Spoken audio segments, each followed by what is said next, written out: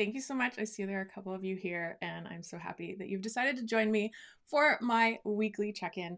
And today I want to talk all about other people's reactions. This is something I've been thinking about for a little while. So, this is not just from the past week, but it is something I've been thinking about a little bit more because I've had a few more conversations with people that just sometimes they make me scratch my head. Sometimes they make perfect sense, but other times I'm kind of left wondering what to do with it. And I'm still trying to figure out just how to navigate some of these conversations that I'm having.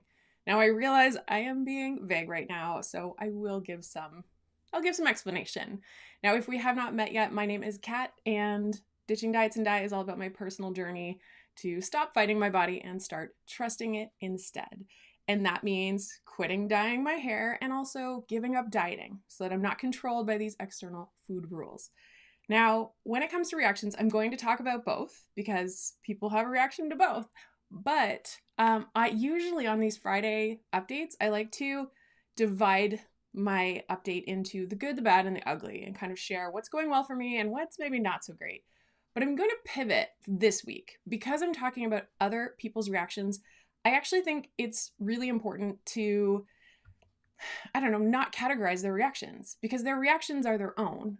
And one of the things that I'm trying to grapple with is how I am responding to another person's reaction. Hopefully that makes sense. And I'm also trying to pay attention to how I respond when somebody has a reaction that maybe I wasn't expecting or that kind of makes me start to retreat a little. Okay, so let's do a few examples. Sometimes I notice that people will have this reaction where they'll say, like, well, I mean, that's not like you're going to change your hair or something, right? Like they take what they would do and they place it on me. And I'll just kind of say, no, like this is what I'm doing. And that I can feel really good about because right now I feel secure in my decision. And for now, I'm not going to lie, right now I feel good, but I have 2 more years and that's daunting. And I have no idea how I'm going to feel even next week or next month. So that's one thing. But I think on things that I am less secure about, anytime somebody maybe inadvertently plants a seed of doubt, that's where I start to struggle a little bit because I'll start to take in what they say or I'll start making up my own story about their reaction.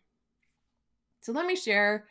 Typically, if I say something like, I'm doing this project, ditching diets and die, and let me know in the comments if you agree. Usually, one of those is super clear, the other one is not so much.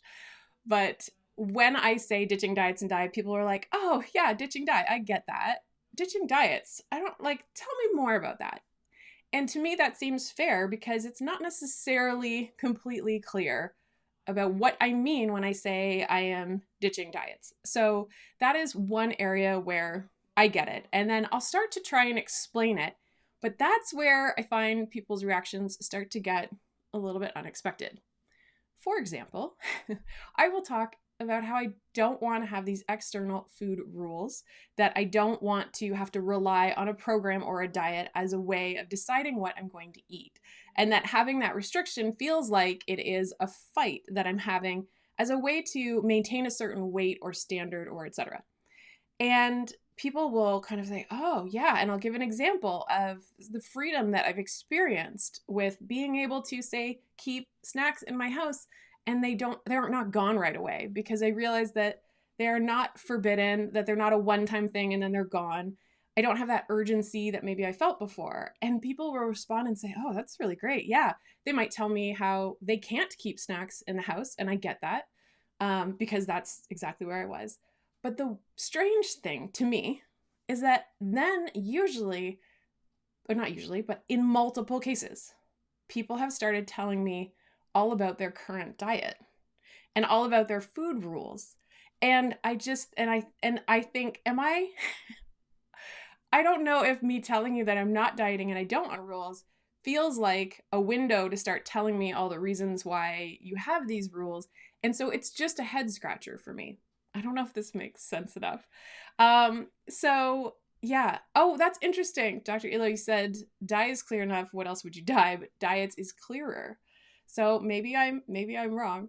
But I think it's I think it's interesting that when I talk about the food rules and how I want to get away from those food rules, that what ends up happening is that people start telling me about all the rules that they're following, and they seem to be pretty happy to follow them. Now, I have no judgment over whether a person chooses to follow food rules. I just find it really interesting that that's their reaction or response when I share how much more empowered I feel and how much more free I feel when I'm not sticking to those rules. So it just is a strange thing. I don't know if this is resonating at all, because this is just an open dialogue of me sharing my experience, and I'm not sure I'm doing it so eloquently this week, but I'm going to peek over to the comments. The reason I'm late, oh, Alice, wait a second. Alice Peastrom for 20 hours. I'm confused. Are they accidentally online? I'm not sure what that means. Okay. So really, I think what I am trying to say is I'm not sure why people are sharing all about their diets when I tell them I want to stop dieting. I'm just not sure. So if you have insight, let me know where that's coming from. And the other thing is I don't really know how to respond. So right now, my response has been to try to be just listen and hear them out. But I also don't necessarily want to support dieting, because the more I learn about diet culture and the effects on dieting on our health, I find that it's stronger and stronger that I feel we are better off if we are not actively pursuing diets, if we're actively not trying to go on another diet over and over. The health consequences, there's a lot of research to show that dieting on and off, that yo-yo dieting, coming back to them over and over and over again, progressively makes things worse. And so when we can put a halt to it, and when we can start to eat more mindfully, when we can stop just following a diet and then being on it or off it, it is better for our health. And I think it's honoring our body, even though it's really tricky. I will just put that out there. It is not clean cut, because then you don't have rules and you're kind of navigating on your own. And if you have been following diets for so long, it's really hard all of a sudden to just say, okay, I think I know what to do. I can trust myself. Now, I do want to clarify one thing. And this is a sticking point, I think, that I was struggling with, which was that early on in this process, I learned all about how important it is to have freedom, to no longer have forbidden foods, and to allow yourself unconditional permission to eat some of these things that were previously off limits. However, so intuitive eating or health at every size, like these different books that teach you about making peace with food, about stopping the dieting and that endless cycle, they do emphasize that nutrition is important. We need to get the things that help us grow. So it does not mean the absence of those. So there are things we need to know around having protein and fat and vegetables and nutrients and fiber. Those are all still really important. They don't go away. But not having a strict counting your calories, counting your macros, all of that stuff changes. So I see Ignitement, food rules is our culture, so it's difficult to process something without them. Yes, it's really hard to compute how you don't have rules. And I just said there are some basic nutrition rules. And it's similar with exercise. I know I've brought that up. We know we need to take care of our health, and there are a few different elements of that. So whether that is cardiovascular fitness, making sure that your heart is healthy, whether that is strength, making sure that you have strong muscles, which can help with injury and our bones and all of that stuff, and also flexibility. We know there are components and we know there are guidelines, but I think the difference is, are we seeking out this set of rules as the way to live, and as soon as we break it, we're bad? And I think that's maybe where we have to have that differentiating piece. But I'm struggling to how to respond appropriately, because I am not trying to push this on other people, and I'm trying actively to do that because I have a history of doing that. I have very strong opinions, and then I want to tell everybody how I've got this new knowledge. Everyone should hear this now. And I've been pretty pushy in the past. And so I'm really trying not to be pushy, but I also don't want to support diet culture that could potentially hurt someone's health. Does that make sense? Let me know if that makes sense. All right, I think people open up because they feel that by ditching a diet, it's a kind of diet. It does not make sense to me either. Yeah, that's a good point. When I proclaim no more diets, it sounds like a diet. And actually, in a lot of the literature that I've been reading about giving up dieting and just following more of your intuition and letting your body tell you what it needs and honoring your body, is that if you are looking for a way to not diet and you're looking for rules to follow as the way to not diet, then you're doing it wrong. And I think that if you are doing this well, it means that you are kind of a bit free to roam, which is intimidating for many people because here's what I think. Diet culture teaches us not to trust ourselves. This is just coming to me now. So I'm just sharing this. This is hot off the presses. I think that it's all of the dieting and all of the mentality that's tied to it that teaches us that we need those rules, because left to our own devices, we will be out of control. We will just eat until we can't stop eating anymore. We'll be completely unhealthy. But that's not true. And so I think when you do the work properly to recognize the impacts of diet culture, how it has affected you, how it has shaped you, your mindset around food, these limiting beliefs we have around food, some of these reactions like the, what's it called? The what the heck, or what the hell, I think is what it's called, where as soon as you blow it, now all of a sudden, no holds barred, I'm just going to eat all the things because I blew it. So I might as well just do everything. So those types of things we learn through diet culture, and those lessons teach us we can't trust ourselves. So the idea of getting rid of rules and maybe just having some guidelines, like make sure that you eat nutritious food so that your body can grow and be healthy, but also you don't have to constantly berate yourself if you have the piece of cake, or if you eat the chips, or if you don't have the world's best meal. The whole world's not going to fall apart, and you are not a bad person because of it. That's just a thought. Okay, see, there's a couple of comments here. So, okay, Dr. Elo, by the way, I am on a keto diet. LOL, just joking. Well, and so that's funny. Here's the thing. I would say that not everyone is the same, and because there are people who are what's called, they're not restrained or unrestrained eaters, or people who kind of naturally, intuitively follow their intuition and they honor their body. And I also think there are some people who can make changes to their diet. They can follow guidelines, maybe following a higher fat diet to see how that affects their body, but it doesn't totally warp their brain and make them fixated in a way that is unhealthy. Because there are people like that, and you can play around with your diet. Or there's therapeutic diets where you're trying to solve a health problem where you're going to have some of that restriction. But through my experience, having tried therapeutic diets as someone who still was holding on to a lot of these mindset challenges around morality of food or judgment about whether I'm a good or bad person based on what I eat, it's really tough to do both of those. You have to address the mindset stuff. And in my case, being more restricted, even in the name of health, still left me wanting to, I was thinking constantly about all the foods I couldn't have. And I do think that if you do not need keto, which I think most people do not need keto, that when you're in that highly restrictive mindset, and a lot of people pursuing keto are probably restrained eaters already, that it's just going to exacerbate things. And it's probably going to make them they'll think more about the foods they can't have. They might feel worse about themselves when they fall off the wagon. I know I use air quotes a lot, sorry. And it's not necessarily a good place to be. And I do think a lot of people following keto are doing it for weight loss. I would say the vast majority. Yes, there are people who say it's for brain fog, etc.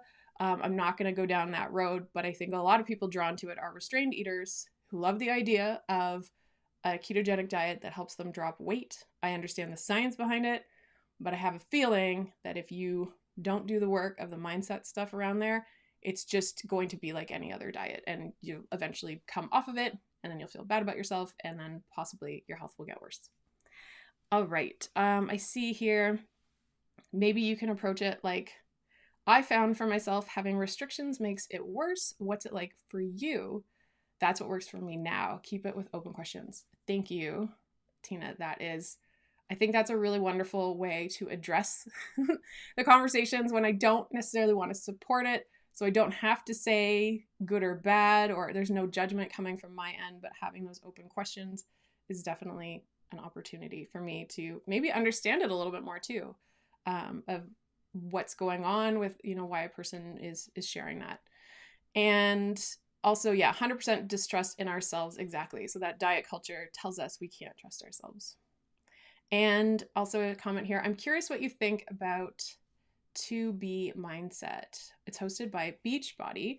There are rules, but they are completely flexible. And the whole point is train yourself to pay attention to what works for you. So I don't know enough to comment specifically on that.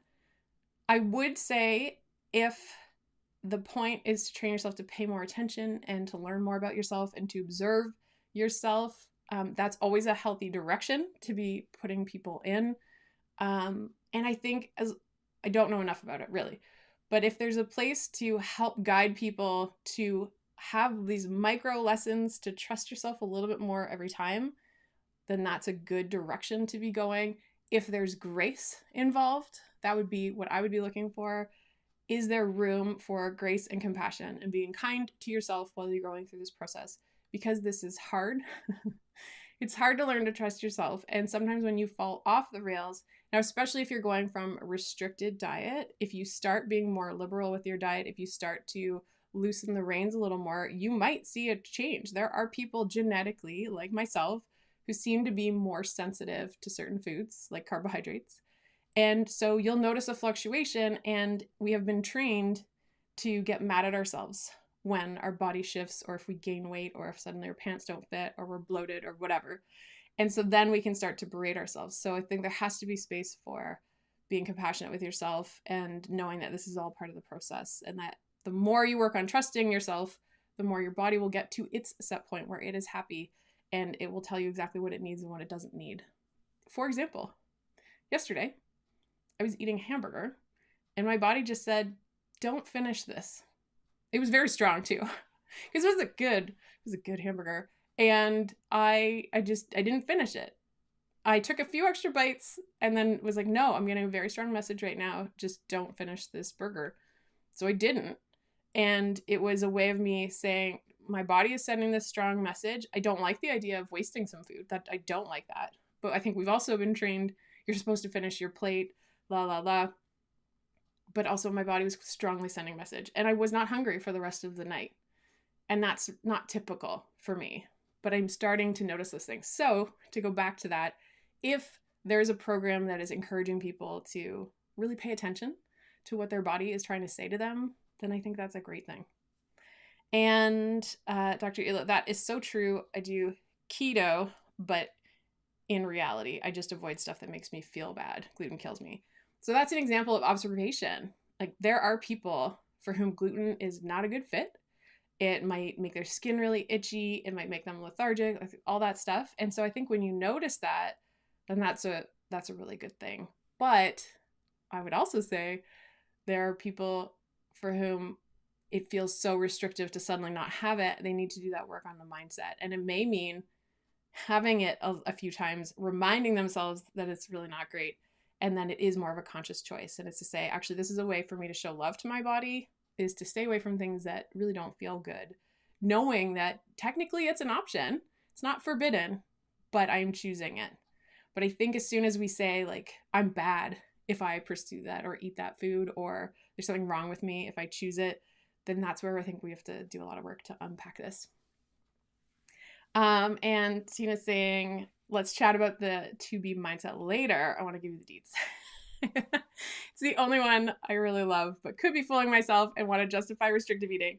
Well, I think there's a lot of self-awareness in that message altogether. And yeah, I would say when, like right now, what I'm trying to do is figure out where do the food rules feel like they're honoring my body? And where do they feel like they're fighting my body? And that's part of the reason I came up with this whole tagline of stop fighting, start trusting, is that I think your body knows what foods it wants and what foods it doesn't. And when it comes to honoring our body, if there's a food that we know doesn't work for us, then we can start to trust it, which is different than just saying, I'm not allowed to have that, which then can bring up this restriction where then we start to fixate on that food. Like, a really simple example is that I know my body does not do well with legumes for the most part. most legumes and I don't get along. And you know what? It wasn't a big deal breaker. I just mostly don't eat them. Occasionally I'll have hummus or falafels or something because I enjoy that food, but I know that I will have to live with the consequence afterwards. And sometimes I make that choice. But for other beans, I just don't care. I just don't have them. And that's the type of thing where I don't feel deprived. I don't think about beans all the time because I'm just kind of meh. But there are other foods where I definitely start to get really fixated. So eventually my hope is that if there are other foods like legumes or beans where they just don't cooperate, and I can just honor my body by saying, you know what, it's probably not worth it most of the time. But I think there are some foods where we really feel like as soon as we cut them out, then we start to fixate on them. And that's where we can start to have unhealthy behavior. That's just my opinion. So there was something else that I had wanted to share around other people's reactions. Oh yeah, legumes are not my friend, and I love hummus. Yeah, it is kind of tragic. And the other stuff is just not the same. Like, I'm sorry, but cauliflower hummus is not the same. And usually it ends up making my whole house smell. But the other thing that I did want to say is that another thing when it comes to other people's reactions is that sometimes I make up stories in my head about what someone says and what they really think. And that's where I'm trying to observe this when it's happening and really check in with myself. And so an example could be if someone's really, really supportive, but I secretly wonder if they're actually judging me. And I think this is because I have such a long history of judging myself, criticizing myself. Also, I do have a history of the next experiment. I'm doing this experiment. I'm trying this thing. And then I'm going to tell everybody about it. And, I used to have a blog where I shared about 100 days of real food. So no processed food or no refined foods. I had to make if I wanted dessert, I would make it from scratch. And I mean, it's something I did. I have no regrets doing it. Although looking back, it was pretty restrictive. And as soon as I finished, I ate so many donuts. That's a whole other story.